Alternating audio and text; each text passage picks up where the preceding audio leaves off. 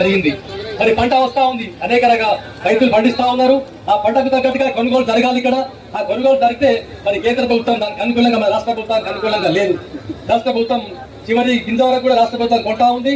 ఆ కొన్న వచ్చే నష్టం కూడా రాష్ట్ర ప్రభుత్వం కుట్ర చేస్తూ అమిత్ షా లాంటి వాళ్ళు వస్తుంటారు, పోతుంటారు. వాళ్ళందరూ అతిథులు వస్తారు, పోతారు. కానీ మనం హక్కుదారులం కాబట్టి రేపు రాబోయే కాలంలో బీఆర్ఎస్ పార్టీని అత్యంత పెద్ద మెజారిటీతోని మూడోసారి ముఖ్యమంత్రిగా గౌరవ కేసీఆర్ గారి ఆదరణతో గెలిపించుకుంటాం.